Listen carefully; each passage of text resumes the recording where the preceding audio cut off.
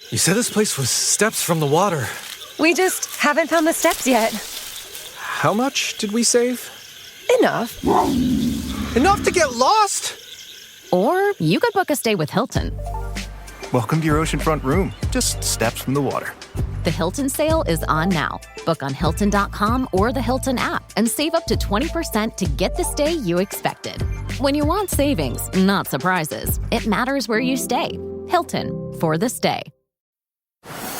Ready to soundtrack your summer? With Red Bull Summer All Day Play, you choose a playlist that fits your summer vibe the best. Are you a festival fanatic, a deep end DJ, a road dog, or a trail mixer? Just add a song to your chosen playlist and put your summer on track. Red Bull Summer All Day Play. Red Bull gives you wings. Visit redbull.com/brightsummer ahead to learn more. See you this summer.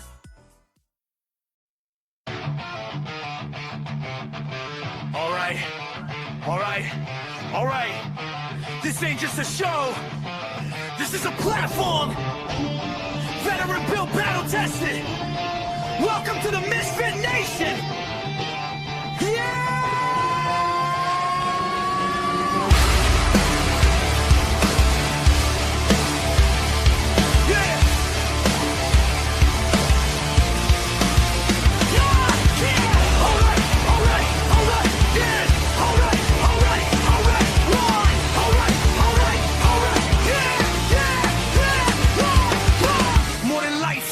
In a room, built from boots on the ground, now we breaking the rules. 2 vets, 1 leader, painting the sound, turn scars into sermons, let them echo around. Authors with truth, musicians with fire, actors backstage chasing something higher. Entrepreneurs bleeding just to get ahead. If you fought for your dream, yeah, you are what you said. If they told you no, if you still came back, if you fell to your knees but you stayed on track, this is your voice, this is your flame. Say it loud, remember the name. No salvation, just elevation. We rise again. From the fight, to the end. We are the Misfit Nation. No damn labels, no damn cages. If you're still breathing, you belong. Turn it up, this is our song. Yeah, this is our song. Yeah. Veterans standing with ghosts in the chest. First responders running in while the world second guess. Gold star names carved deep in the soul. Your story ain't over, we carry the whole. Coaches teaching mindset, breaking the chain, turning barely alive into owning the pain. Truth over polish, scars on display. If it's real, let it bleed, that's the misstep play. If it's heavy right now, and the dark feels cold. If it's heavy right now, and the dark feels cold. If it's heavy right now, and the dark feels cold. It's Aubrey right now, we're the more than you know. 9888, don't walk alone. Veterans press 1, bring it home. Don't trade forever for tonight. You're still needed in this fight. We are the Misfit Nation, built from scars and dedication. We rise again. From the fire, from the fight, to the end. We are the Misfit Nation. Every voice is fabrication. From the silence to the scream, we're strong. Welcome home, you belong. You belong. You belong. Oh wait, you. Oh wait,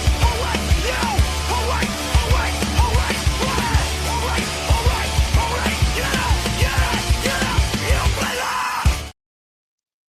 Woo! All right. Welcome back to the Misfit Nation.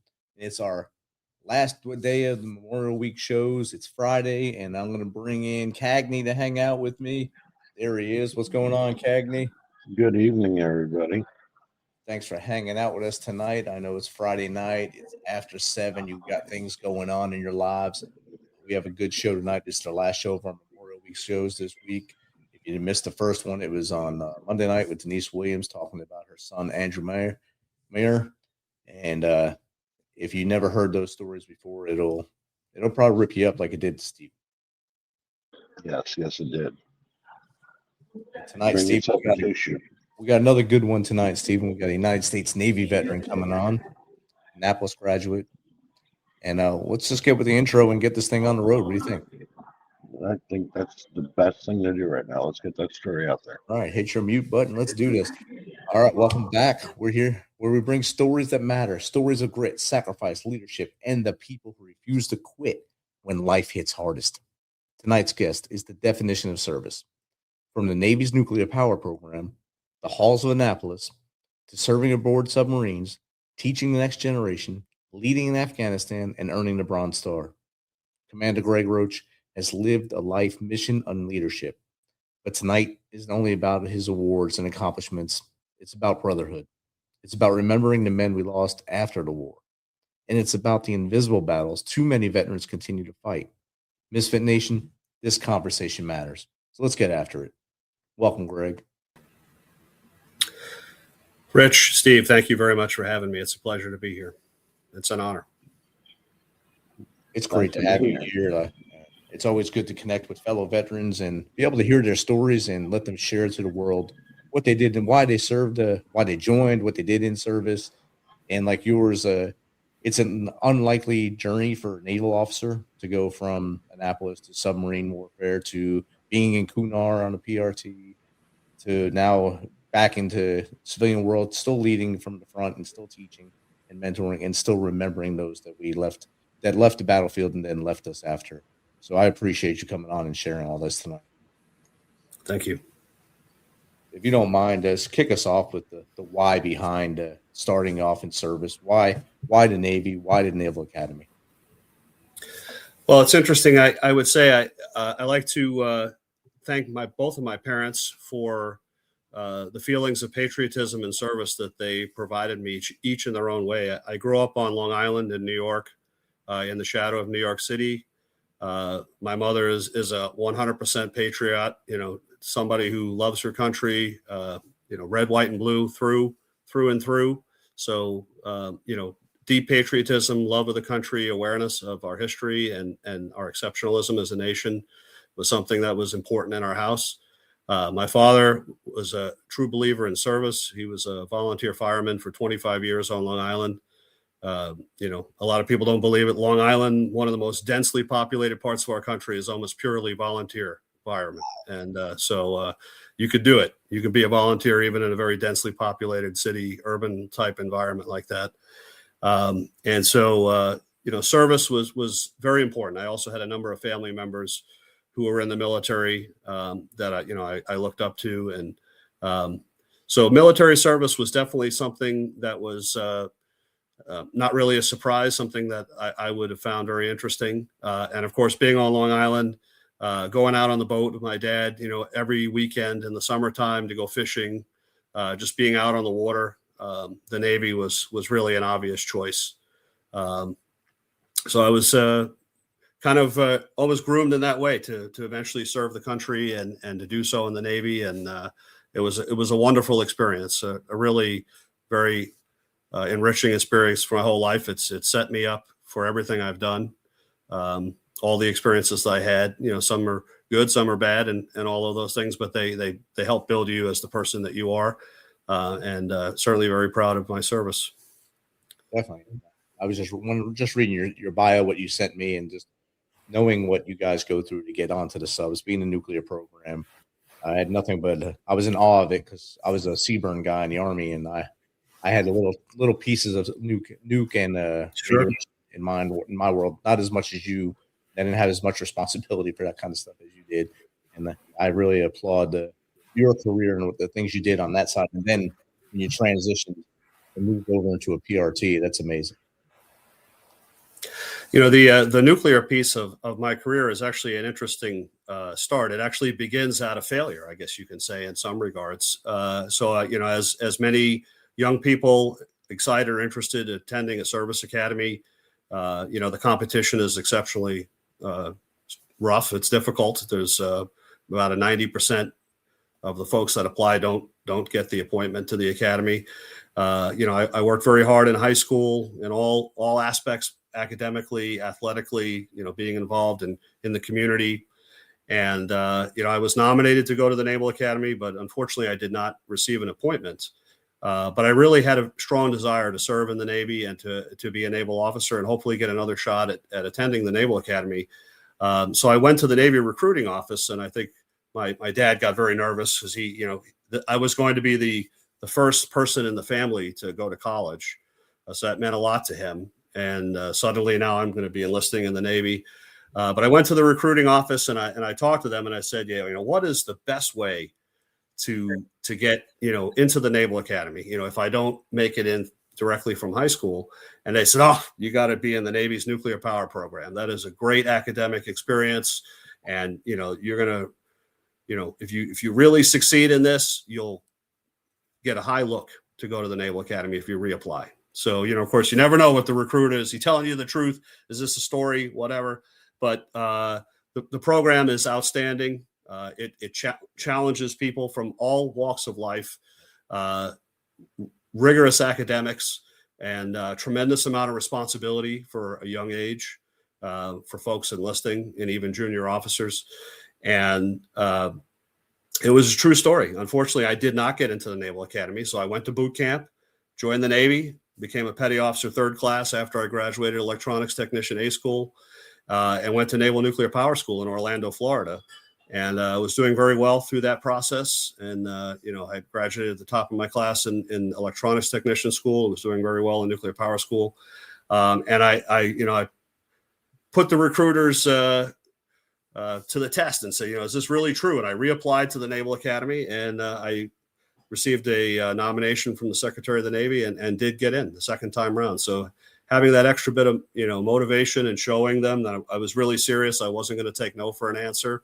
And that, I was willing to join the Navy. And, if it didn't work out in that regard, I would have been, the best Navy nuke that I could be as an enlisted sailor. And, I was very fortunate to get accepted during that second application. And so I did attend Annapolis at that point, and I was able to graduate in 1996. I was fortunate enough to be permitted to go to grad school. So I attended Georgia Tech, where I got my master's in nuclear engineering, and then went out to the fleet as a submarine officer. I served on the USS Asheville, SSN 758. It's a fast attack submarine of the Los Angeles class from 1998 to 2002. We were home ported in beautiful Pearl Harbor, Hawaii, which was a great duty station. Love it. We miss it every day that we're not there since having moved away. But that, and then, of course, throughout my naval career, being involved with the submarine community, and then my follow-on career in the U.S. Nuclear Regulatory Commission, that decision back in 1991 to join the Navy's nuclear power program, it's guided my whole life, basically. And so it's interesting with regard to the Naval Academy. I have almost every experience you could have with it, right? I was rejected by the Naval Academy. I was accepted by the Naval Academy. I graduated from the Naval Academy. I was privileged to come back and teach for a couple of years at the Naval Academy. I became a blue and gold officer to help mentor young men and women who are applying to the Naval Academy. So had just about every experience. As an instructor, we lived there. My daughter was born there. It was just, we definitely love the institution, and, look forward to getting a chance to go back and visit sometime soon, hopefully. As our 30th reunion is coming up, if you can believe that. Wow. And you have to go to that. Yes. Yep. You don't know how many brothers will make it any further. Brothers and sisters will still be around as you go further into the years and years as we get older. Yes, that's right. Definitely want to see everybody. I had a couple of my shipmates, my classmates, actually retire this week at 30 years. So it was pretty neat. Brian O'Lavin, who was a Navy SEAL, he retired today at 30 years. And Chris Adams, who was a surface warfare officer, he retired at 30 years earlier this week. So certainly pretty impressive to be able to work through 30 years of active duty, all the moving, all the challenges and whatnot. But they did it. So very proud of them. And through those 30 years of their service, 20 plus was during the global war on terrorism. That's correct. Yep. Especially as a Navy SEAL for Brian. Yep. Tip of the spear for a long time to do that and just carry that torch forward and show that leadership, that mentorship to those coming behind. That's an amazing journey. And for you, like you said, going through all the steps for the Naval Academy, from rejection to going to the fleet to going on the nuke sub as petty officer third class, and then moving back into the academy after you got accepted. So you can actually mentor any high schooler as they're going through the whole process and tell them what to expect. And if it does go bad the first time, keep pushing forward. Because as long as you keep doing the right things, things will work out for you. Absolutely. And I'm very fortunate as a pretty active member of the American Legion here in our town. I've had a chance to mentor a lot of young folks that are interested in attending service academy or just joining the military in general, and being able to kind of have that story of, here's things when they don't work out, don't just immediately say, okay, that's done, close that door, moving on to something different. If you really want to serve, there are ways to serve. Be motivated, continue to push forth, and eventually you will get there. Right? That's what's going to happen. Oh, definitely. And as long as you're doing the right things, and that's right. If you're excelling in your field, like you did, people will notice that. People will start pushing you to do other things. And it may not be the academy, maybe go into OCS in the Army or whatever, but you'll be able to make that next move because someone will see what you're doing and highlight what you're doing. And absolutely. Make you follow your dream and do it. And if I could do it all over again, I would have accepted that push when I was a young sergeant to go to OCS. But I thought I would not be a good officer, and I just stayed the NCO Corps. It's funny, when I was in boot camp, one of the drill instructors had asked me what my purpose for being in the Navy was, and I made the fatal mistake of telling him I wanted to be an officer. That was definitely not what he wanted to hear. That was definitely the wrong answer for that moment. But I'm sure in his mind he probably thought, this guy has a good plan. But of course, he couldn't tell me that, right? He couldn't share that with you in front of everybody. That's right. That's right. You had to make sure you understood that it was wrong to say that at that point. Exactly. I'm sure years later, as he looked at rosters, he said, "Oh, I knew that young man. Now he's a working officer on the submarine. He's doing awesome things, and he's probably still as proud as you as he was when you became a PO3." Thank you. But on the submarine, I've never been on the submarine. How is life on the submarine? Yeah, so I'll tell you, it's very interesting. My career, I had my underway experiences were on submarines and aircraft carriers. So that's the absolute spectrum of. Now my real long underways were on submarines. Much shorter underways were on aircraft carrier. The submarine, way preferable to me. Way preferable. Wow. And I'll say the key reason for that is the crew on a submarine is as close a group of 120 individuals as you can get for obvious reasons. We're stuck together in a steel tube under the ocean, hundreds of feet below the ocean for months at a time. And, everybody's situation, everybody knows each other. Every person's name on the ship, where they're from, if they're married, they have kids, what their circumstances are, what they want to do in their naval career, because you're that close together. You're with each other all the time. I will say life, because of a small crew and so many vital, important things to do, with a nuclear power plant to run, with the ship to, a tactical weapon that has to be properly operated, the sub-safe piece, you're underneath the ocean, hundreds of feet with millions of tons of water on top of your head, right? There's not a lot of room for mistakes. So, it's a higher pressure environment. It's a very high workload environment, but the closeness and camaraderie that you have on board the ship was really meaningful to me. And our mission set, especially being on a fast attack submarine, I thought was very interesting. We got to really travel the world and see a lot of interesting places, do a lot of very interesting things that I'll never be able to talk about for the rest of my life. But I really, really enjoyed that submarine life. Now, it is difficult to be away from home a lot. My first year of marriage, my wife will say, "Hey, I got the privilege of, moving out to Hawaii." But, she was by herself for about 8 of those first 12 months because I was underway during that time. So, we had a very high op tempo, and, that part is challenging. But I really did enjoy my time being on the ship and being on the submarine, mainly for that crew. Now, as far as the creature comforts go, as you would imagine, there are very few. I would say probably by far the most privileged thing we had on board was the food was fantastic. And a lot of that was because mess specialist first class really, really fashioned himself, Petty Officer Irish, fashioned himself as a chef. He was not a cook. He was a chef, right? And, in the sort of pre-9/11 days, whenever we would pull into port, he would integrate with the local big restaurants and whatnot, and have them sometimes invite his sailors up to their restaurant to see what it was like to cook different cuisines of the world and different places within the United States. And then even, when it was permissible, be able to show them the kitchen on the submarine, the galley, to be able to see what it was like to be able to cook in that environment. And, it was definitely, we ate quite well. And I would say that's probably one of the biggest privileges you have on the submarine. After that, everything else is pretty minimal comforts. Let's put it that way. So that's awesome that your mess section was able to have that I guess that professionalism and want to be better than what they were looked at as, to Yep. you have awesome meals and learn the cuisines of all the awesome places you probably got to go to. Yes. That's amazing. Yeah, being PAC sailors, we got to visit the whole Westpac environment, as well as the Middle East and the Persian Gulf and all the places in between, all the way down to Australia and Singapore and Philippines and so many different places. So yes, absolutely. Being able to bring some little piece of those places we visited back with us and, carrying it on as we were underway. Very important. Of all those places you got to see in the Pacific and other places, what was your favorite destination? I would say I probably had a couple. I think I enjoyed my trips to Japan. I also enjoyed very much our trip to Australia.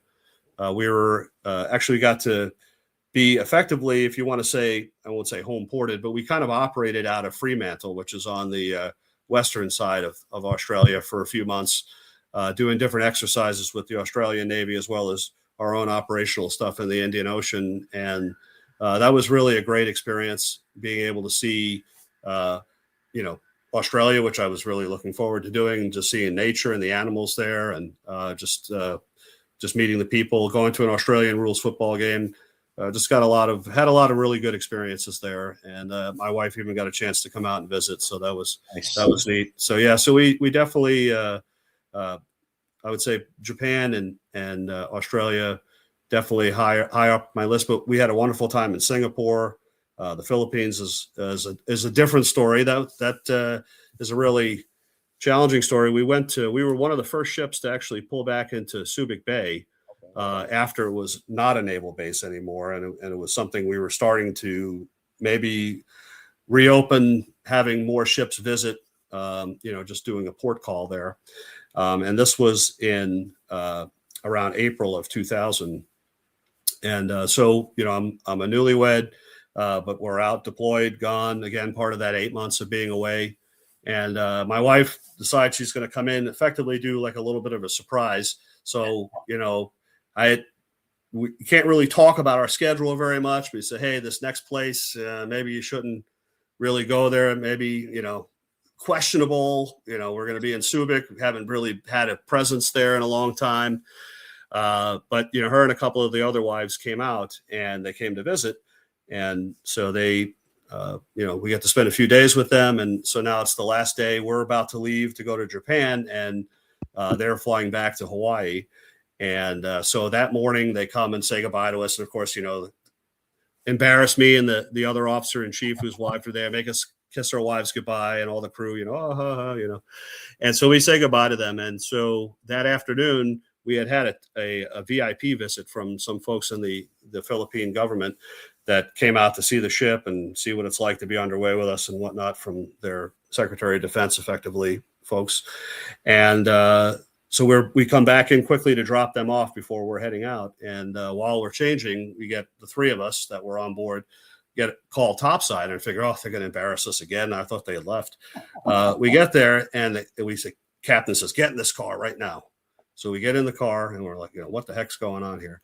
And it turned out that the wives were in a very bad car accident heading back to Manila, and they were quite injured. And we wound up being, basically stuck in the hospital for several days, trying to get them to be recuperated, and before we could try to make our way back to the United States. And of course, the ship leaves, and so that was a chaotic moment in a relatively new marriage. Wife very severely injured and having surgery in the Philippines, and really, definitely, something that would, we'd have to work through and get them back, my wife and the other two wives back safely to Hawaii, and working with the State Department and calling back to the States and say, hey, we got a problem here. So it was very interesting, crazy situation, but we made it through. There was this one moment, almost reminds me a little bit of Indiana Jones and the Temple of Doom, where they're eating the different foods that that the one woman doesn't want to eat at all, right? And the snake surprise and the monkey brains and all that. And so my wife was had very bad dislocated and broken jaw, and her teeth were all damaged, and of the many injuries that she had, so it was very hard to eat. And so some of the food that they were presenting was not necessarily easy to eat, or something she was found appetizing or whatever. And so she asked, could I just have soup? Right? They said, oh yes, we'll bring you some soup. So they bring in this big bowl of soup, and it's got the whole fish right in the soup, with the head and everything. Fish head soup. So that's for our forever joke now. It's the fish head soup in the Philippines, right? So see it or go, it's the head sticking out of the soup broth. So that's right. Yeah.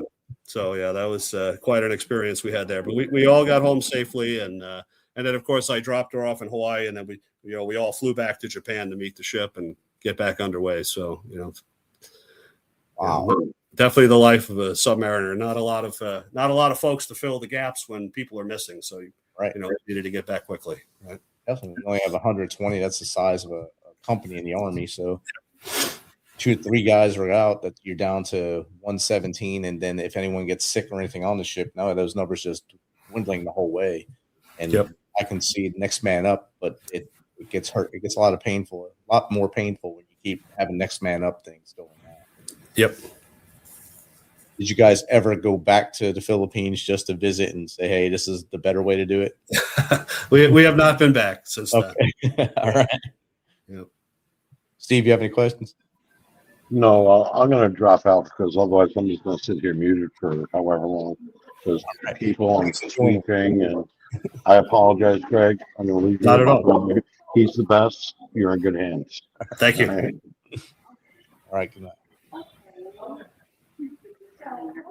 All right. So, did you ever get to pop through ice in the sub? I am not a blue nose, which is disappointing. So blue nose are the folks that go above the Arctic Circle. My submarine was not tasked with that particular mission. We did stuff in the Persian Gulf, Indian Ocean, all throughout the Pacific, both the North and South, all the way from basically California all the way to the Persian Gulf. But I did not get above the Arctic Circle. So that is a little bit of a disappointment in my my submarine career. I am not a blue nose. I'm a shellback, Golden Dragon. I have not been to the Arctic Circle, unfortunately, but that would definitely have been very cool to be up there and play football or something, and then at the North Pole. Those are some awesome pictures. I always see those pictures. That's like on the Navy recruiting posters. They show those ones. Yep, get to meet Santa Claus. The whole thing. Yep. You just go to Santa Claus, Indiana, and do that too now. So that's right. Then when did you move off out of the fleet and into instructing, and then how did you wind up in the PRT? Yeah, so thank you for asking. So in 2002, I rotated off the Asheville, and I did a tour as an instructor at the Naval Academy. I was teaching a naval architecture class for non-engineering students, and then when I first arrived, one of the professors that I had, I was a marine engineer, which is basically power plant engineering for ships, which includes nuclear power.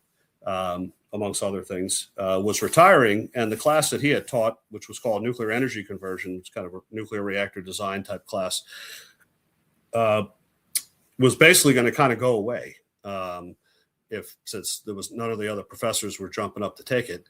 And so I raised my hand and said, "Hey, could I do this?" And they said, "Okay, sure. Good luck. Right? go figure it out." Which I really appreciated at the Naval Academy. They, you kind of get the impression that coming there as an officer instructor, not as a professor, but as an instructor, that they're going to be very, like, you got to do it this way. They basically say, hey, you're an officer, teach the class, do a good job. We'll be watching. Right. And so they gave me a lot of leeway. I adjusted the curriculum, kind of modernized it a little bit, got a new syllabus, brought in a simulator that we could use that was based on one of the commercial reactor designs. And I think it was really a privilege to be able to do it. And it really set me up for my future civilian job in the U.S. Nuclear Regulatory Commission, because it was based on civilian nuclear power designs, both in the United States and internationally. And so I was able to do that for 2003 and 2004. I always wanted to be a volunteer fireman because, like I said, my father was a fireman, and I basically grew up in the firehouse with him on Long Island. I got to be an EMT in the Anne Arundel County Fire Department in West Annapolis, which was a wonderful experience. So I got to do those couple of items. At that point, we had 2 kids, and it was going back out to the fleet or possibly joining the reserves. I made the decision at that point to join the reserves, and we moved to the Chicagoland area where we presently live. And I got my civilian job working for the U.S. Nuclear Regulatory Commission as a inspector. And I joined the reserves in Office of Naval Research Science and Technology Unit. And I would say, I'm going to be honest, that wasn't my favorite time. It was not a very operational unit. It was analytical and almost like being a grad student, basically, for these different science and technology platforms, evaluating them, et cetera, for the Navy. I was very fortunate while I was one day attending a officer fitness report writing class. There was a submarine 05 who was teaching this class, and he comes up to me after the class and in a very loud voice asked me, how is it that there's a submarine officer at our base that he doesn't know, and what unit am I in? And so I said, I'm in this Naval Research Unit. And the next day I was in his unit doing operational submarine force reserve work, which was fantastic. Became a submarine element coordinator, going out to aircraft carriers and with the battle groups and actually coordinating the anti-submarine warfare platforms to avoid blue on blue between the surface and air community that supports the battle group and the submarines that were attached to the battle group. And so did some wonderful operational work that really reinvigorated my reserve career, I think, at that point. And I was doing that. So you go from 2004 until 2010. And I was, involved first with Naval Research and then with the Strike Group Operations Unit. And again, now finally doing some real operational stuff in the reserves that I really appreciated. So I've been out of the Navy now, out of the active duty service in the reserves for 6 years by 2010. And of course, the surge was going on in Afghanistan and to a lesser extent in Iraq by that time. I had not been mobilized, and I'd been off of active duty for 6 years. So it was pretty evident that my name was going to be picked pretty soon. So interestingly, we had this monthly newsletter, Submarine Force Reserve Component subnote, that would come out, and it was basically a newsletter for reservists in the submarine community. And there was an advertisement in there that said, hey, we're looking for 04s, which I was at the time, lieutenant commander, to be an XO of a Provincial Reconstruction Team in Afghanistan.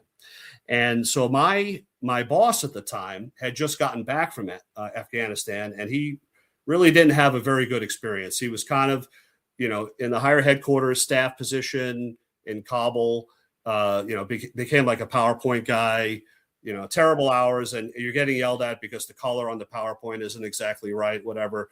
And it was really an unpleasant experience, not from a being at risk or anything like that, but it was just, you weren't doing something meaningful. If you're going to be away from your family, if you're going to be supporting the effort, you want to feel like you did something really meaningful. And he basically expressed that he really didn't want that. It was terrible, not really a good experience. So here I have this example now that says, hey, be an operational PRT XO, and it was exactly what I was, a submarine lieutenant commander. And so I have this in my mind. This is in the January 2010 newsletter. And the Ready Mobilization Pool RMP list is coming out for who's going to be mobilized in the next year at the end of January of 2010. And so that ginormous spreadsheet gets emailed out to all the reserve officers, et cetera. And, 50,000 lines down, there's my name and social security number. So I know I'm getting mobilized, right? So I guess this is the interesting part of the story, perhaps. So I have this thought in my head, you know what, if I'm going to get mobilized, I want to do something meaningful.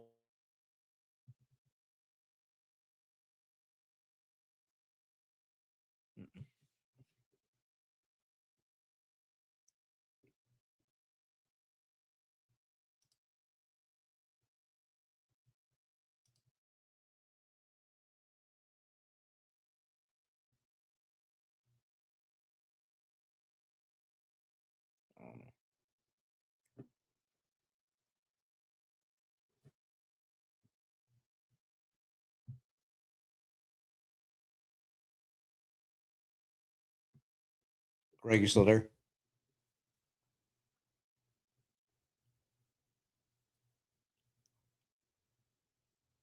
I think we lost Greg.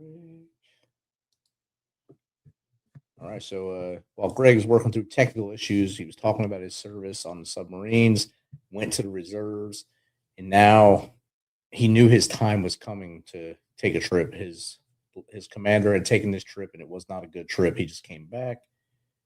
He's talking about the workup to get back into the field and get into Afghanistan, since he had never been, and since he was a submariner in USAPAC, and now he's working that packet to try to get back in there. And while we're waiting on him to come back in, we'll just talk about things going on this week. And as you know, Wednesday we did the tip of the spear. It was myself, Gunny Deeds, David Willis, and Chase Sparks. Great conversations. We talked about the J.J. Millett case, of course, to see where that stands now and how we can help. We talked about things going on in the veteran sphere, and how that case will affect a lot of people. And within it, of course, we talked about the things we all did for Memorial Day, and this is part of our Memorial Week shows. So each year we do this, and we try to have as many veterans as possible come on, or as many people come on and talk about their families and such as are on the show. And it's always good to have them on and talk to them and see those things. Right now, we're still waiting on Greg to get back in. We'll still play a little commercial for us. SOF Missions here. Hello, my name is Damon Friedman, co-founder and president of SOF Missions. As a 20-year veteran within Special Operations, I've gone through many challenges due to my military service and time in combat. We felt called to start SOF Missions to serve our fellow brothers and sisters in arms, focusing on suicide prevention and resiliency. Our mission at SOF Missions is to empower warriors to find purpose and be resilient. Since 2011, when we started the organization, almost 3 million men and women have deployed to Iraq and Afghanistan. Unfortunately, the scars of war take a toll on their psychological, physical, social, and spiritual health. Many veterans feel a sense of hopelessness and a loss of purpose when they return to civilian life. They feel isolated and alone, unable to reconnect. And in the greatest of tragedies, over 20 veterans lose all hope and take their own lives. Our goal at SOF Missions is to provide veterans the tools and resources so that they don't become a statistic. We offer a unique approach to combating veteran suicide through a whole health, intradisciplinary model. The Be Resilient program is a 4-pillar methodology that addresses the areas of psychological, physical, social, and spiritual wellness. We provide care through 3 delivery methods: medical clinics, retreats, and educational training. Since we started back in 2011, we have been able to reach veterans in all 50 states and have served over 3,000 veterans through the Be Resilient program. Being resilient is a multifaceted and complex issue. We know that to find a lasting solution, we have to address the whole warrior.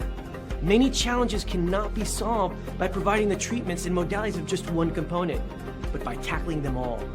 Now, we've expanded our services to include law enforcement and first responders.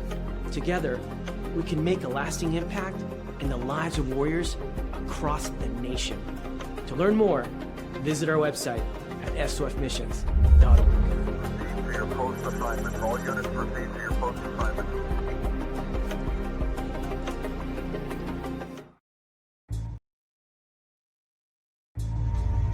For every veteran, there is a story about a calling to serve, to fight for the freedoms of the American people. And every story has a struggle, a sacrifice, and invisible wounds. Warrior Watts programs help veterans recover from PTSD and invisible wounds through exercise, nutrition, and connecting with other veteran leaders. It is estimated that 22 veterans die each day by suicide, and another 30 veterans die each day by substance abuse. These are preventable deaths. Warrior Watt is committed to fighting PTSD through fitness, nutrition, and community.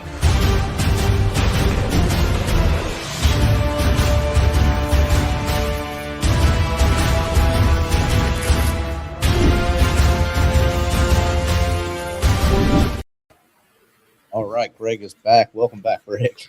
Yeah, sorry. I don't know what happened. We lost the internet there for a second. I apologize. Sent you a message seeing if you were okay. First, I thought it was because I'm in a hotel, so I thought the usual hotel bug got me. But then I did all these little self checks. It was like getting wounded in combat. You check all yourself first. That's right. Yes. I blamed me first, and then I no. Him. Sorry about that. Glad you're back. So we were in the middle of you talking about when you got the orders to go on to your next mission. Yeah. So the RMP list comes out and my name is on it. And so I reached out to an old boss of mine who was down in CENTCOM and said, hey, could you help me get in touch with the right people to do this PRT XO job? And so he did. And so I get a call from Dam Neck, Virginia and say, hey, you got to fill out all of this paperwork, this huge resume, do all of these things. The admiral is going to review it and decide who he's picking. You'll hear in about 2 months. So 2 months go by and I get a call and they say, you know what, the admiral liked your resume and so you're going to be selected to be an XO. So I'm like, oh, okay, that's great. Outstanding, right? And so as the months go by now through to 2010, my future CO reaches out to me and says, hey, introduce himself, Scott Murdoch.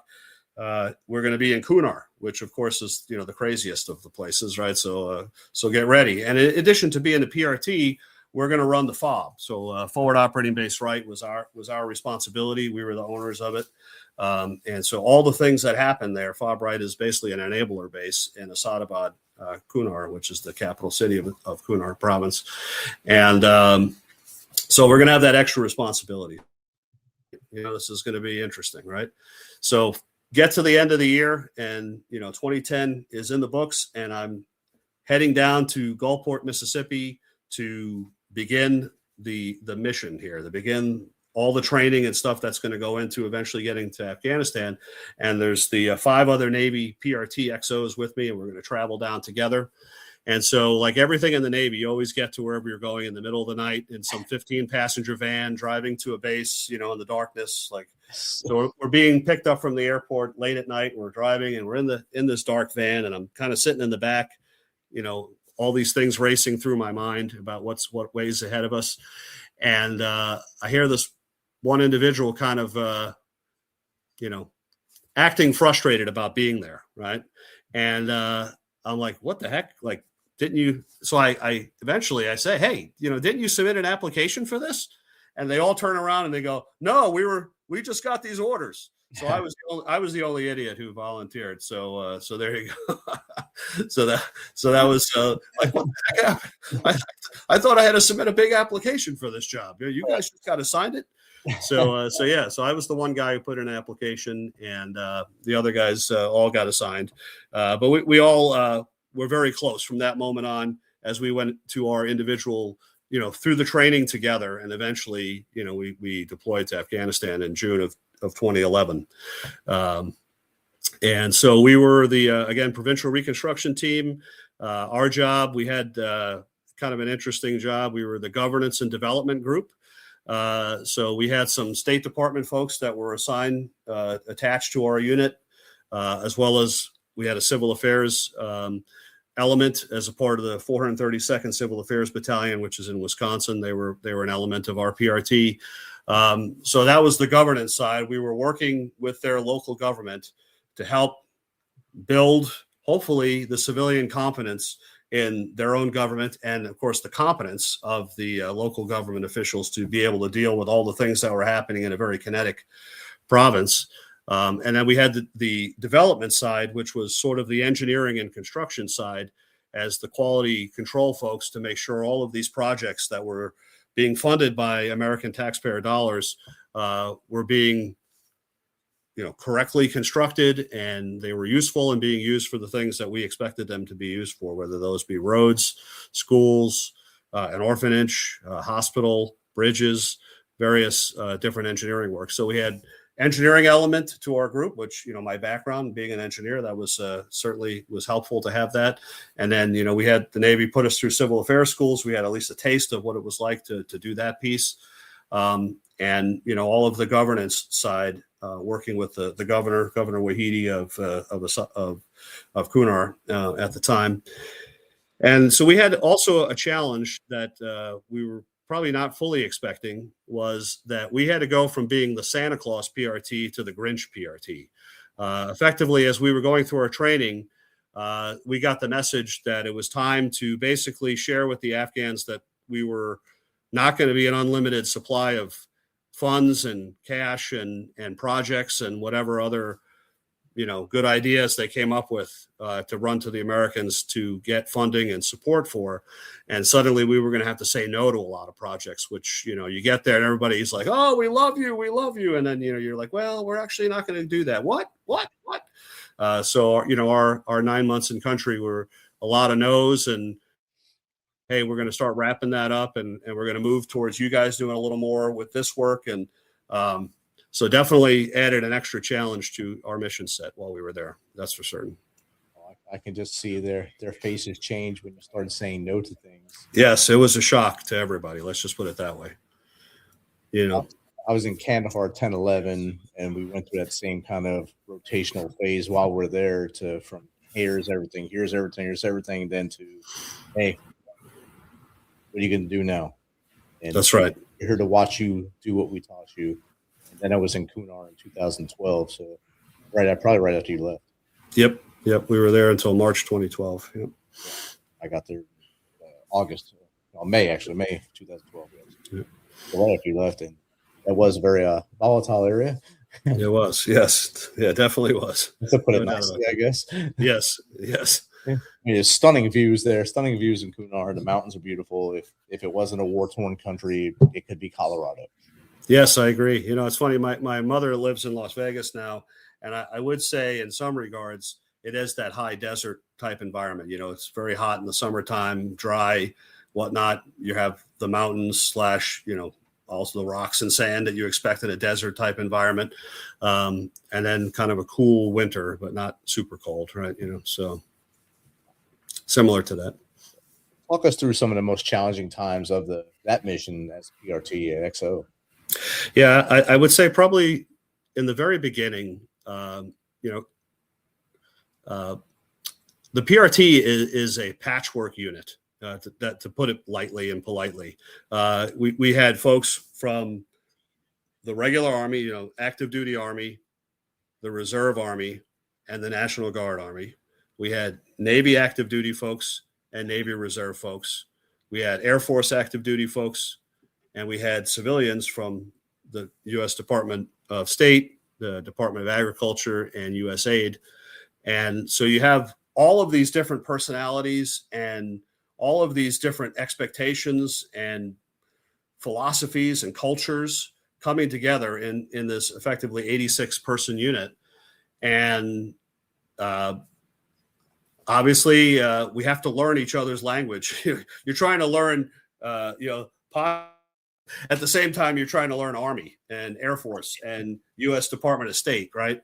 And so that challenge of kind of hopefully creating an environment where we at least understood what the expectations were and what our experiences were. I think being in the Navy, frankly, I think probably some of the Army folks were like, hey, these guys leading us, they're in the Navy. What do they know about being on the ground in a war, right? And, I would say there's some value to that. You know, we were in Camp Atterbury prior to heading over, and it was a very rigorous 3 months in Camp Atterbury. The joke is that you can't wait to get to Afghanistan to get out of Camp Atterbury. You know, and obviously there's a lot of catching up to try to understand the tactics, techniques, and procedures that are going to be used in a ground combat type environment. Now, we weren't a maneuver element, you know, we were enablers, but you're still there. You're still having to be out in this very kinetic environment. The bad guy doesn't differentiate between who the PRT is and who, some platoon at Fob Joyce is that's out as a maneuver element in the field, right? They just see us as Americans that are out there, you know, doing something that they don't like, right? So, definitely that kind of getting everybody together on that same sheet of music was challenging through training, and then even getting in country in the first, showing up in June, that's the beginning of fighting season. So you show up and the adversary is testing you constantly every single day, both on base and out, when we were out on mission. And so again, just trying to developing everybody's confidence in each other and understanding what the expectations were, I would say was definitely a challenge in the beginning, but we certainly worked towards building a cohesive unit. Again, as we talked about, having to be the Grinch, PRT after Santa Claus, just left. Suddenly people who were going to be your friends weren't as friendly towards us anymore because, again, we were not being as, we weren't giving them everything they were asking for. So that was definitely a challenge. And then, running this whole forward operating base, was a very large base, several hundred people on. We had both Afghan commandos as well as numerous Americans on board of all the different enabler units. We had the route clearance patrol there. We had the fuel and ammo resupply point. And of course, the big thing is the forward surgical team, which is like kind of a modern day MASH element. And our PRT ran the aid station, which was like the emergency room. And of course, the surgeons ran the operating space, which was the forward surgical team. One of the responsibilities that we had that I will say, I believe talking to some of the members and for myself, was kind of an unexpected challenge was as we were the triage team. We were the guys that ran out there with a litter to the helicopter in the pitch black nighttime, in the daytime, if you weren't out on mission. Whenever aid, wounded and aided came in, we were the triage folks that carried them off the helicopter to the base aid station or directly to surgery. And so there was a lot of, visual of severely injured Americans and Afghans, both civilian and Afghan military, that our people were dealing with on an everyday basis, all right, constant basis. And, I think that was not, obviously everybody wants to be there to help and do things, but I think that, wears on you a little bit, partly because sometimes when the guys would come in, you'd say, hey, where was this guy or what happened or whatever, you'd find out that they were just where you were that same day. And somehow they got hit, you didn't. Or maybe worse, they would be where we were going the next morning, right? So people are thinking about that all night. Hey, that guy I just saw who lost his legs, that's where we're going tomorrow, where all that IED activity is, or, this complex ambush or whatever it was. And I know that was challenging for everyone.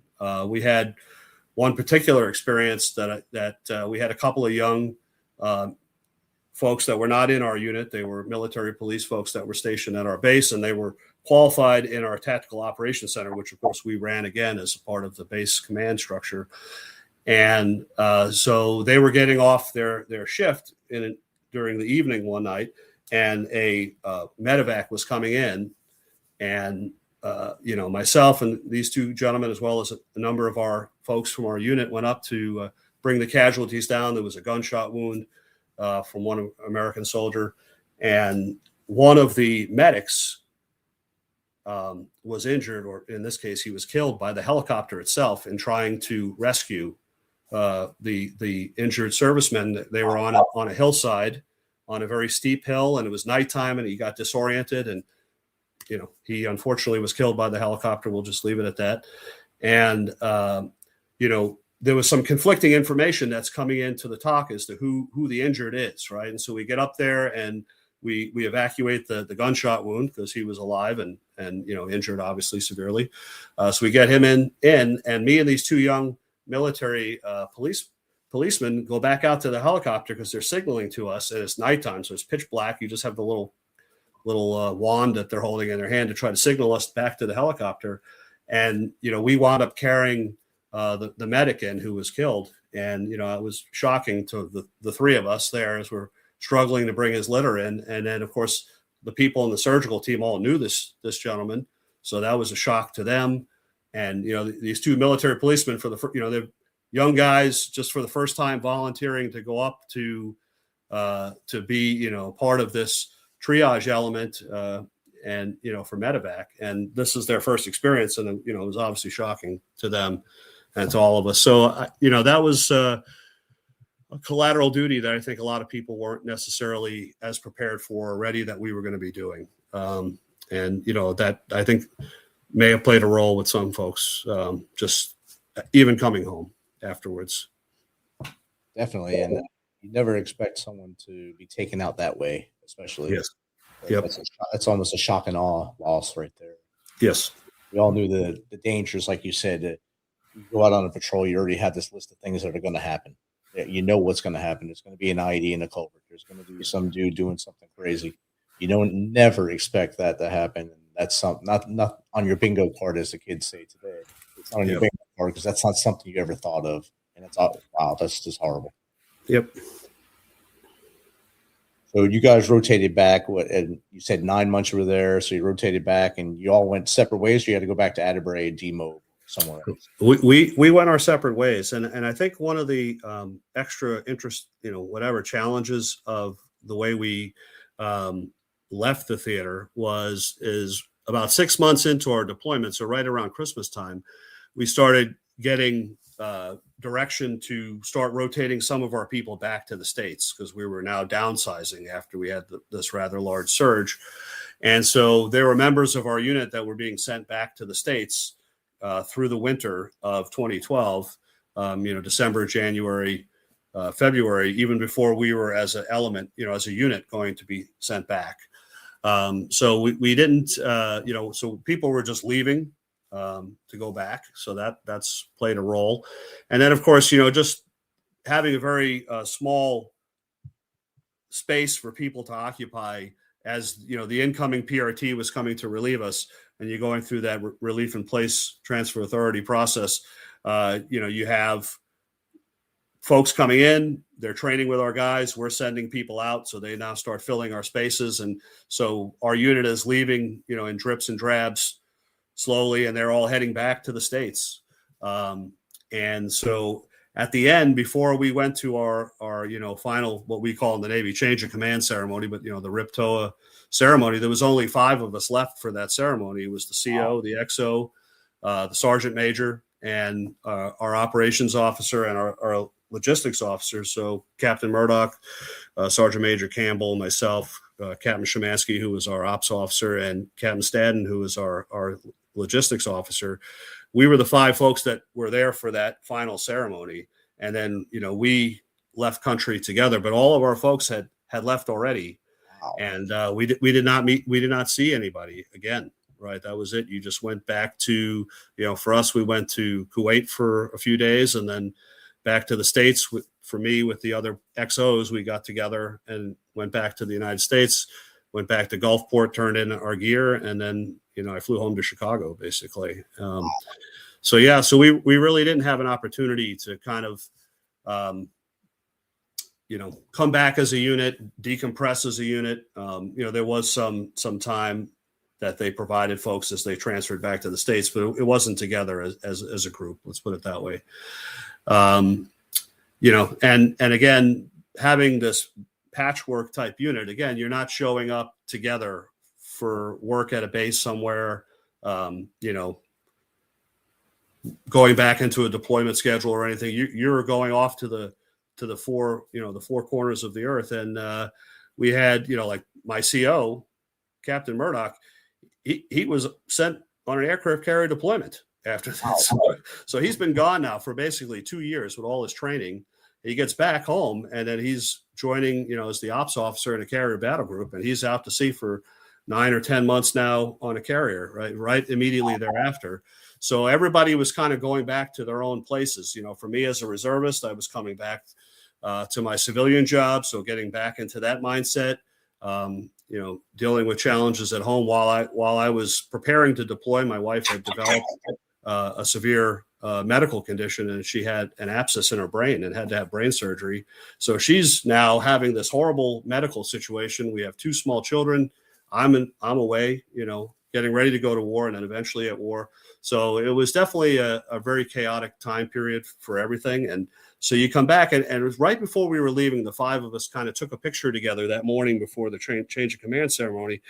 And we were very proud of the fact that we had gotten everybody home. There were injuries, challenges, but everybody was alive. And we felt we had done the mission, successfully, what we were asked to do during our time in country. And, we ran the base well, and everything went as best we would hope for. And so you're kind of proud that we've gotten everybody home safe. And you almost have this feeling of like, thank God we did it. We did it. And then, unfortunately, about a year later, we have the first one of our members pass away, due to suicide. And it was a shock. Yeah. And then we had a second member. And, it's like, what's happening? Stop, please. It's almost like an avalanche at this point. What's happening? And everybody's off in their own space. And it's very difficult to be able to sort of understand what folks' circumstances are. Are they having trouble reintegrating life, relationship problems? Are they having work problems? Are they, haunted by things that they experienced in country? You just don't exactly know. So, unfortunately, in 2013, we lost Staff Sergeant Kevin O'Boyle, who was a part of he was a squad leader in our unit. And so, again, our unit is this patchwork of different entities. We had a security force platoon from the 182nd Infantry Regiment of the Massachusetts National Guard that was providing our security as we went out to do our mission for both governance and development, as well as we had an OP that we staffed. OP Nevada, which was right across the Kunar River from our base. And every week a squad of the Sec 4 guys would go up there and spend a week up on top of, OP Nevada. And then they would rotate out with one of the other squads, and they'd come back and be doing mission work with us. And so, they had a lot of responsibilities. It was probably a mission that was a little different than perhaps what they were previously used to and whatnot, as for all of us. But we lost Kevin in 2013, and we did have an opportunity to get together at his funeral and see some of the folks. And, you ask everybody, how are you doing? How are you doing? But it's, it's just in passing, right? And anybody could say, I'm fine. You don't know if that's just an honest statement or they're just saying that to you. And being an officer, do people really want to talk to you? I mean, it's just, it's different. It's difficult to say. I'm very fortunate that one of my coworkers in my civilian job that I work with here in Chicago is actually one of the members of our unit. Wow. Sergeant Kevin Maloney, who is also in our Sec 4 unit. He's a part of the nuclear security element for the Nuclear Regulatory Commission out of our Chicago field office. And so I'm happy I get to see him and talk to him. And we're both able to, be buddy check for each other and whatnot. And that's a good thing. But everybody else is in all these different places throughout the world. And, we never really had a get back together and sort of decompress together moment. And then in 2014, we lost Specialist Jacob Stiles. Again, you don't know what everybody's story is. You're just kind of hoping that this isn't going to inspire others to think that they should do this as well. One failure not related, I don't know if this is a failure. I don't know how to characterize it. When I came home in 2012, one of the neighbors, our backyard neighbor, invited us over to his pool, and we were having a nice pool party and everything. And he said, well, there's a kid down the street who got back about 6 months ago, and he's struggling getting a job and stuff like that. And, maybe I can arrange for you guys to talk. And I said, yeah, I'd love to, that's fine. And in my head, I'm thinking, what does he want to talk to an older, officer for? He's a young kid. He doesn't want to talk to me, but I said, yeah, I'm available, just give him my name and number. And whenever he's ready, I'll talk, whatever. Right. And, he didn't reach out and I didn't reach out. I just sort of forgot about it and got busy with my life and everything. And by November, he had committed suicide, and it's in our neighborhood, right? And it's just, you're thinking, that I, could I have saved him or played a role in helping him choose something different, or was it silly to even think I have any power to do anything in that? I don't know. It's an unanswered question for me that I don't know the answer to. Should I have been more aggressive? Was I even reconciled with my own situation at that moment when we were talking to my neighbor about it? This wasn't somebody I knew, so that added an extra challenge. You have to kind of go out there and reach out. So these are definitely things that are unanswered in my mind. I don't know, to be honest with you. What I do today is I'm very active in the American Legion. My wife is very active in the American Legion Auxiliary here in Plainfield. We have over 400 veteran members of our post, so it's a really active post. Denise Williams is a member of our post, the Gold Star mother that you interviewed on Monday. So I think as a post, we try to really look after our members and see where everybody's at. We've got a number of members, who are combat veterans of, Vietnam and even some Korea folks, Persian Gulf War, Iraq, Afghanistan. And so, you're just always trying to be cognizant of what people's experiences were in the military and making sure that they know what medical is available to them, what VA services are available to them, disability, anything that could be, impactful to their life, and hopefully reduce the stress and pressure and things that haunt them in their life. And so we try to be very active with that and help folks with that as best we can. And maybe that's a way of trying to, I don't know, where we feel maybe, for myself anyway, where maybe I missed something earlier, that this would be making up for that in some way, I guess. I don't know. It's what we do as leaders.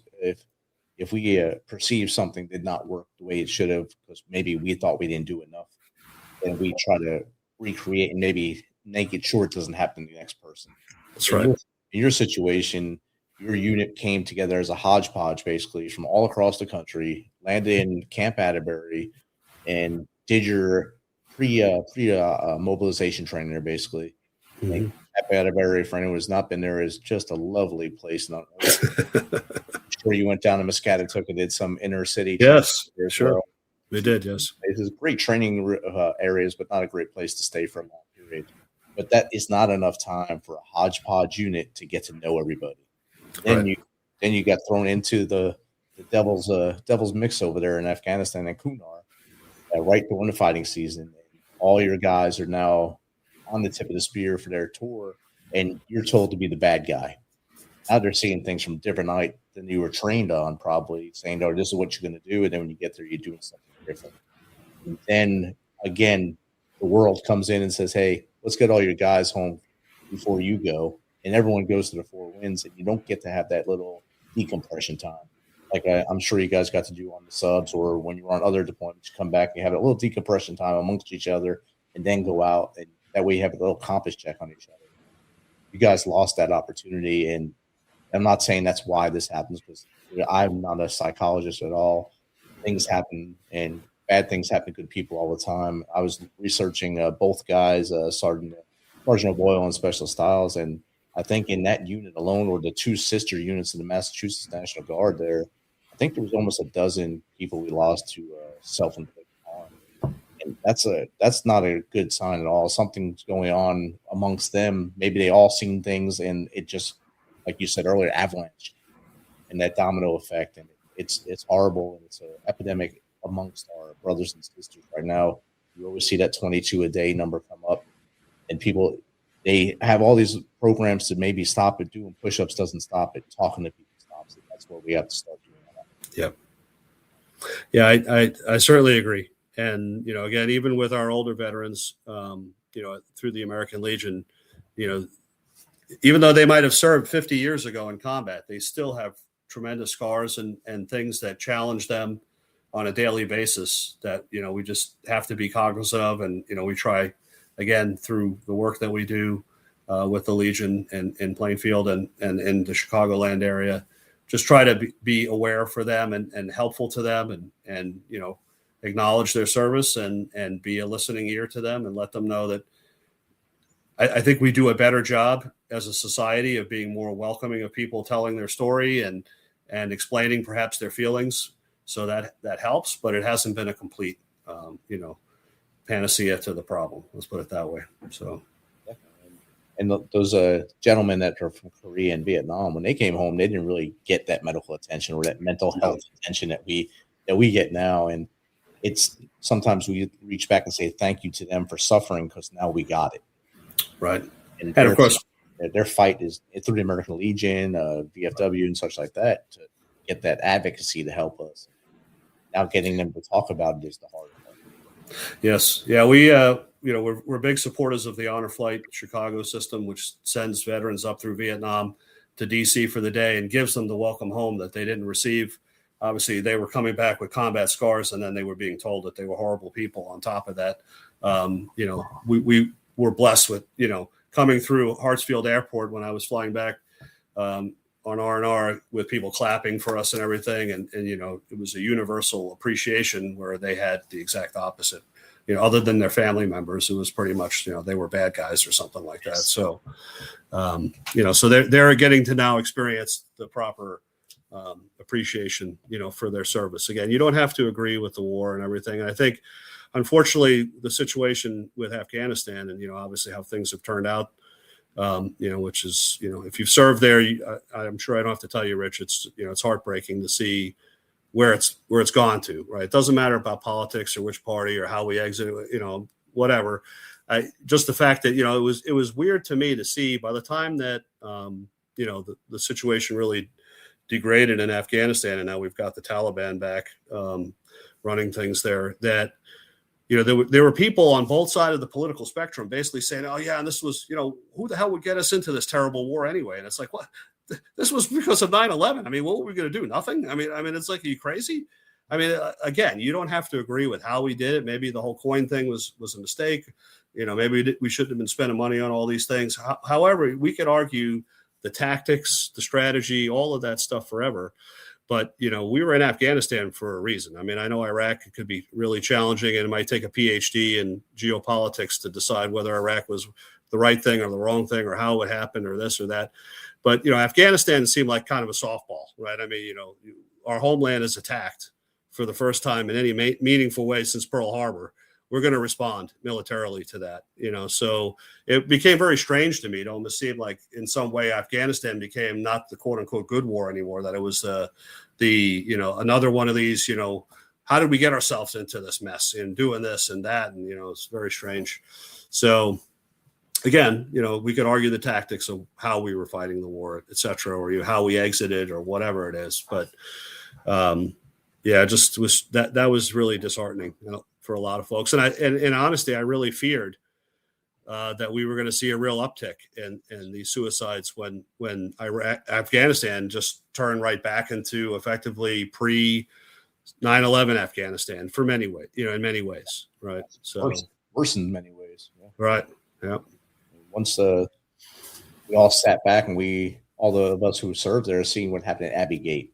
Yes. Yeah. That was the catalyst. You've seen all the social media posts go crazy from all the Watt bros.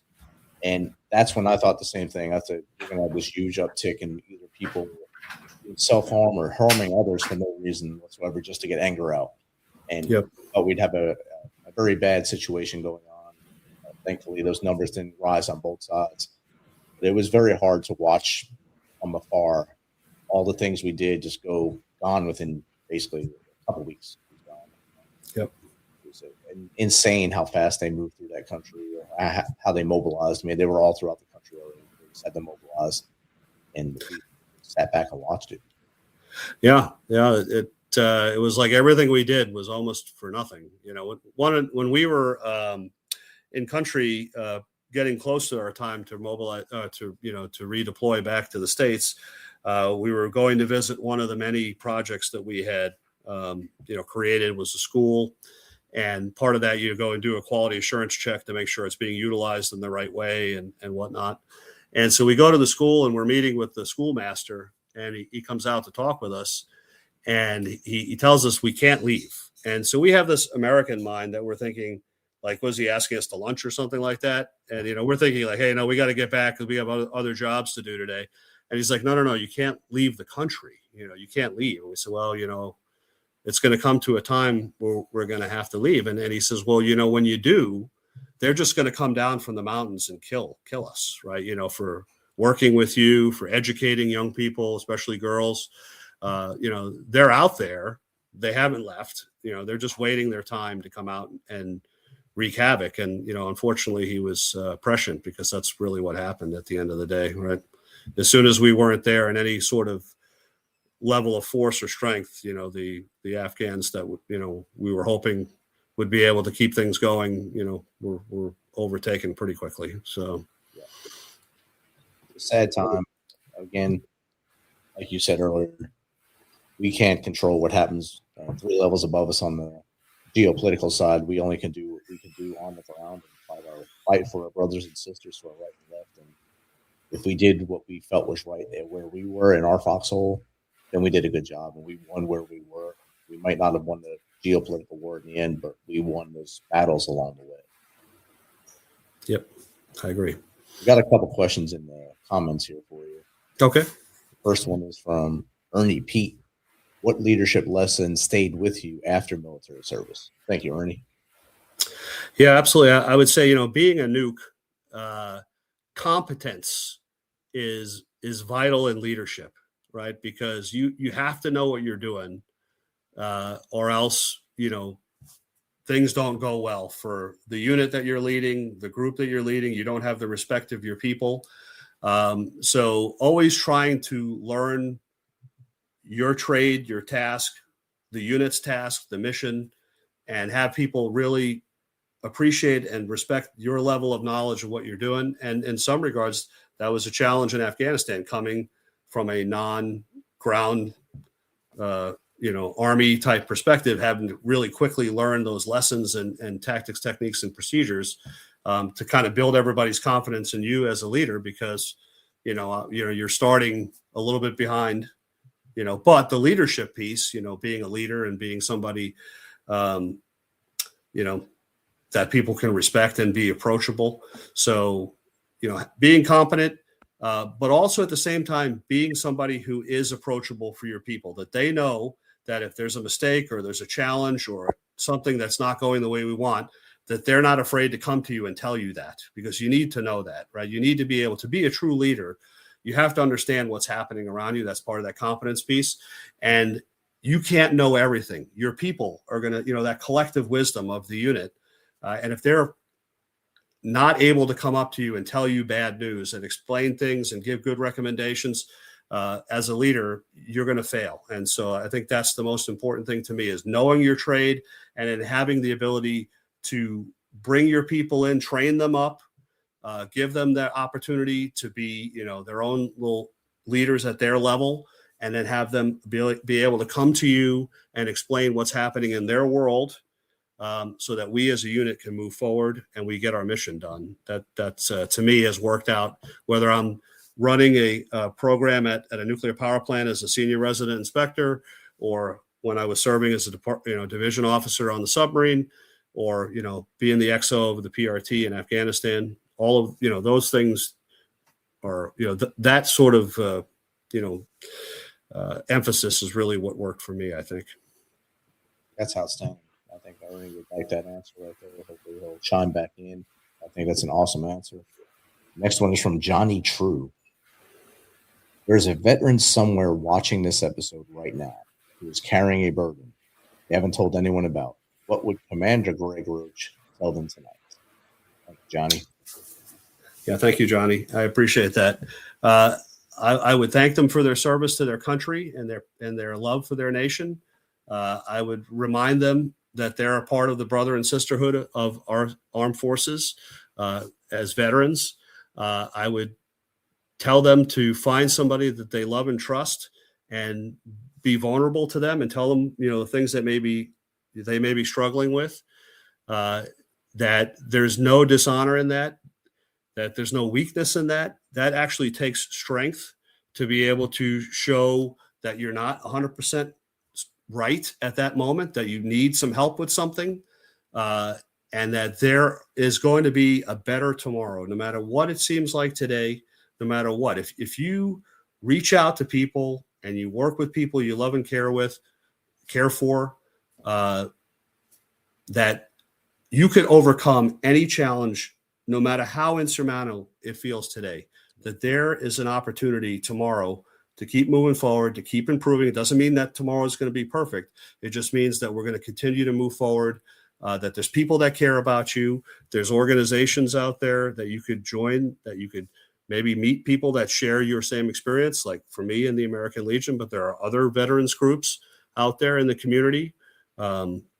We work with a lot of them.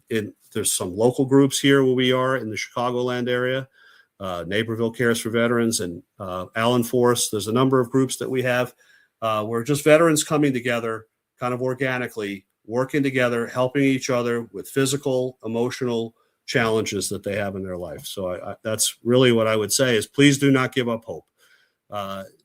You may have seen very difficult things. You may have experienced very difficult things.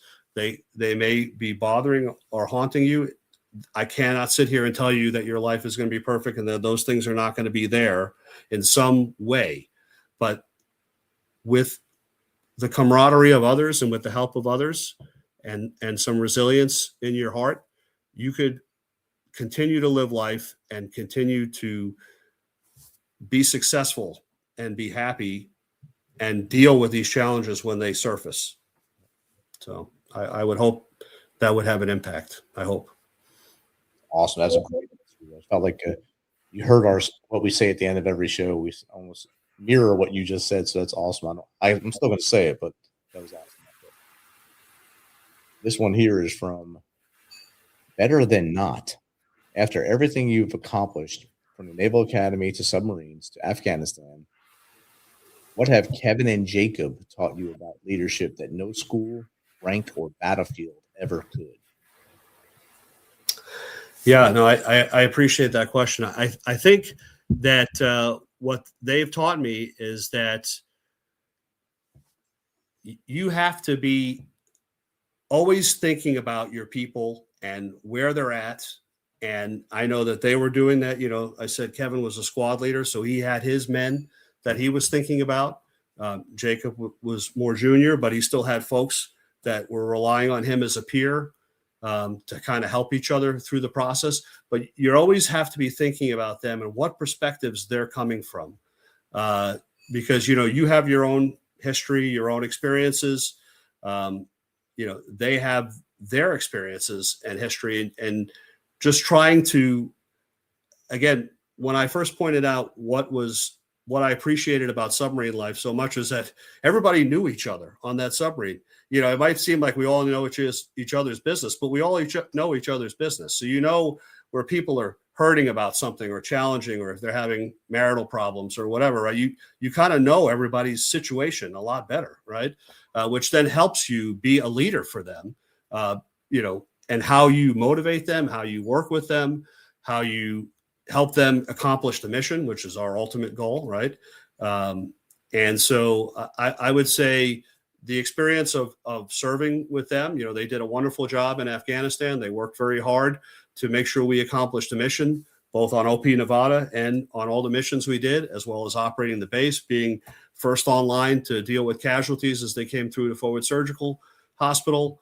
Those are the things that they taught me, as to be soldiers, and, some of those TTPs that we had to learn as Navy people, again, they were experts in that. So I would say that's something I learned from them, but also just always trying to think about where your people are coming from and what challenges they have, and then helping them, defeat those challenges and overcome those challenges. So that's what I would say. It's outstanding. And Greg, thanks for sharing all three of those questions. Are pretty good questions. Great answers on all three of those. And And of course, thank you for sharing with Kevin and Jacob's life with us and your story tonight. And of course, your incredible journey through service. Thank you, Rich. I appreciate the opportunity to be here with you. Sorry we had a little interruption there, but all right. It was a great experience. Thank you. Interruptions happen, and it's how we deal with them. It makes it better. So we both were able to deal with it and work the problem and came out on the other side. So those are the tendencies that we picked up along the way in the military. That's right. Adapt and overcome, right? That's right. So I have two last questions for you. Yeah. The first one is, if someone in the audience wants to maybe have you on their show or just talk to you about maybe getting into the academy or getting into nuclear engineering, what's the best way to get in contact with you? I would say through the Plainfield American Legion. I'm happy to give you an email address or whatever, if that's that would be something helpful. I think that would be a really good way to do that. But I am the Americanism officer for the Plainfield American Legion and past commander of the post in Plainfield, Illinois. So I'm available through there. And again, I have my email. So that would be an opportunity to reach out to me. Awesome. And my last question is, what's 3 things the Misfit Nation, our audience, can start doing tomorrow to be better people? That is a tough one. I would say be aware of everything that's happening in your country. And that's a really tall task. That sounds crazy insane. So you got to start with small bites, right? How do you eat an elephant in small bites? You should be reading. You should be looking from various different angles on what's happening in the world, being cognizant of our foreign policy, our nation, our domestic policies, what makes sense, having hopefully a reasoned approach to ensuring our country remains strong on the world front. It's not acceptable to me to think of the United States not being the global superpower. That's not acceptable, right? So being engaged, understanding how our government works, getting out to vote. It doesn't matter who you vote for. We don't have to agree on politics, but you have to be engaged. You have to understand what's happening and hopefully make decisions that are going to help our country stay strong. So I would say that would be the first thing, is be absolutely engaged and aware and educate yourself. And you have to listen to diverse viewpoints. If you listen to the same stuff over and over again, even if it feels very comforting because it might be what you agree with, you're going to miss something and you're not going to understand something and you're not going to have a full picture. So please consider that. Again, you don't have to agree with what you're reading, but you just should be cognizant of what other ideas are out there and try to understand where they're coming from. And maybe that will bring some civility back to the discourse of our country, I would hope. The other thing is, stay physically and mentally fit. How you stay mentally fit, again, being engaged with people, hopefully having friends and camaraderie, either through coworkers or family, friends, whatever. But physical fitness really aids with mental fitness, right? So if you're doing some basic exercising and you keep your body healthy, hopefully eating good foods and whatnot, that will assist you in your mental health as well. I think that has we tend to feel really good after we exercise, right? That's kind of a natural body feeling. But if you're doing that somewhat regularly, staying, you don't have to be running marathons, but just doing things to stay fit and keeping yourself healthy, especially former veterans who used to be in great shape in the military, and then time goes by and we've kind of put on some weight. I've done that, everything. I understand, again, staying healthy and fit really, really supports your mental health as well. And I would say the third thing is get involved in the community, right? The American Legion is super, super, super big. One of our pillars is the community, children and youth, and wholesome events in the community. Get out there, get involved in your town, do things, volunteer. That's how our country improves. We do it on the local level, and then if you're really motivated, maybe at a bigger, wider level. But just get out there. It could be veterans service organization. It could be just a community charity, simply volunteering at the school or whatever in your neighborhood. I really, really, that to me is, I referee youth soccer, And I'm very engaged in the American Legion. Those are kind of my hobbies and things I really like to do. So it helps with the physical fitness and being engaged and providing something for the community. So I think those things help me a lot. I would recommend them to others. I'll say those are a great list of things there to get involved with. The community is a huge one, mentally and physically fit, and be aware. Just be engaged in your government. Understand what's going on across our nation, across your community. Like we like to tell you here, start small. Fix your community first, then grow up. Fix your neighborhood, go to your community, then get your city, and move on from there. But understand all the things that are happening from above and beyond you, so you know what to talk about. And I really love that you said use diverse points of view and talk to people. That's a great thing to say. Thank you. Again, thanks for being here tonight. It's awesome chatting with you, and I hope you have a great rest of your weekend. Thank you, Rich. Thank you for the opportunity. Have a good weekend. You too. Misfit Nation, as Greg just said a little bit ago, we know sometimes things get tough, things get heavy. Walls start to feel like they're caving in. Don't let the darkness win. Don't let that moment of insurmountable pressure get to you. Don't make a permanent solution to a temporary problem. Reach into your wallet, pull out that piece of paper, those 3 names on it. Call those 3 names. Let them know you're hurting, or let them know that you're there for them. They want to hear from you as much as you want to hear from them. If that doesn't work, dial 988. And then if all that doesn't work, you don't want to call 988, contact us. info@themisfitnation.com, jake@themisfitnation.com, or steven@themisfitnation.com. And we will get contact with you. We'll keep you on the line until someone local can get to you and make sure you're okay and you're with us tomorrow. So a day tomorrow with you is 100% better than one without you. Have a great night, everyone. We'll see you Tuesday.